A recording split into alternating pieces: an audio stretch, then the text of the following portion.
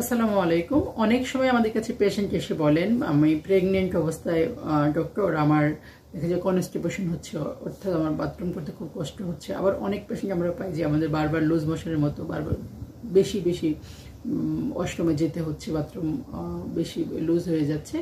তো সেক্ষেত্রে কি করণীয়? তো আমরা এটা বলি যে প্রেগনেন্ট মাদের একটু আশ্বস্ত করতে চাই যে প্রেগনেন্সিতে যেহেতু হিউজ পরিমাণে হরমোনাল চেঞ্জ হয়, আমাদের শরীর চেঞ্জ হয়, সেক্ষেত্রে দেখা যাচ্ছে কারো কারো ক্ষেত্রে কনস্টিপেশনের মতো কোষ্ঠকাঠিন্যের মতো ব্যাপার দেখা যায়, কারো কারো ক্ষেত্রে লুজ মোশনের মতো ব্যাপার দেখা যায়। তো যে সমস্ত নারীরা সাধারণত কোষ্ঠকাঠিন্যে ভোগেন তাদেরকে আমরা বলে থাকি আপনি একটু ফাইবারযুক্ত খাবার খাবেন, একটু ইসবগুলের বসেও খেতে পারেন, একটু শাকসবজি খাবেন।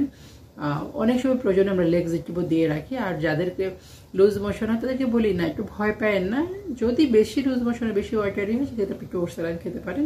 কিন্তু প্রেগনেন্সির স্বাভাবিক হ্যাবিট এরকম হয়ে থাকে, কারো কারো একটু লুজ মোশন হয়, কারো কারো একটু কনস্টিপেশন হতে পারে। আশা করছি আজকের আলোচনা থেকে বুঝবেন, কাজে ভাইরাল হ্যাবিট নিয়ে অত বেশি ভয় পাওয়ার কিছু নেই। প্রেগনেন্সি আসলে শরীরের অনেক ধরনের চেঞ্জ করে, অনেক অনেক অনেক। একজন ওয়েল টু ডু একটা মেয়ে যে খুব চড়ুই পাখির মধ্যে ঘুরে ঘুরে বেড়াতে, তার যখন প্রেগনেন্সি হয় তার যে শরীরে এত এত চেঞ্জ আসে এবং সেটার সাথে সে খাপ খাওয়ায় নেয় যে মা হওয়ার জন্য। শুভকামনা রইল সবার জন্য, ধন্যবাদ।